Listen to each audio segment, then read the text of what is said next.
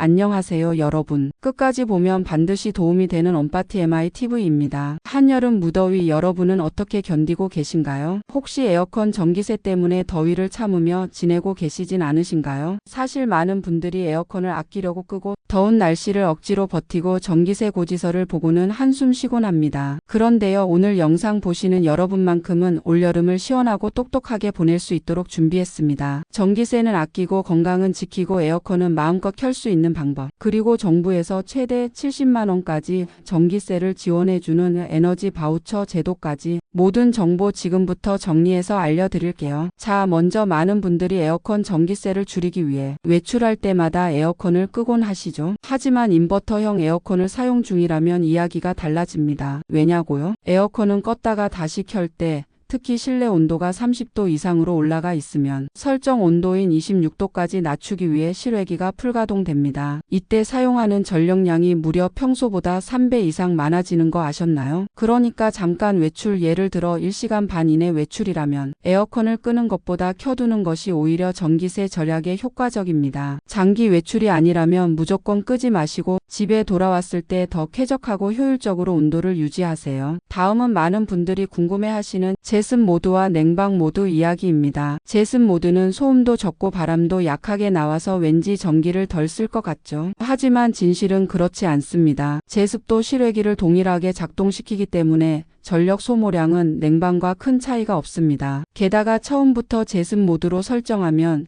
실내 온도가 잘 내려가지 않아 오히려 전기세가 더 나올 수 있어요. 올바른 순서는 이렇습니다. 처음에는 냉방 모드로 계속 냉방 후 일정 시간이 지난 뒤 제습 모드로 전환하는 것. 이렇게 하면 시원함은 유지하면서 습도도 조절돼 훨씬 쾌적해집니다. 그 다음은 바람 방향 설정입니다. 에어컨 바람이 시원하게 발끝에 닿으면 좋다고 바람 방향을 아래로 설정하는 분들 많으시죠. 하지만 찬 공기는 자연스럽게 아래로 내려가고 뜨거운 공기는 위로 올라가기 때문에 바람을 천장 쪽, 즉 위로 향하게 해야 공기가 골고루 순환되고 실내 온도가 균일해집니다. 또한 에어컨 앞에 장롱, 냉장고, 소파 같은 가구가 막고 있으면 공기가 순환되지 않아 냉방 효율이 크게 떨어집니다. 이 역시 전기세를 올리는 원인이 되니 지금 당장 에어컨 앞 공간을 비워두시는 게 좋습니다. 그리고 여러분, 리모컨에 AI 오토 에코 스마트 절전 버튼이 보이시나요? 잘 모르시고 그냥 일반 냉방만 쓰시는 분들 정말 많습니다. 하지만 이 버튼은 에어컨 전기세를 절반으로 줄여주는 마법의 버튼입니다. 설정 온도에 도달한 후 실외기를 자동으로 조절해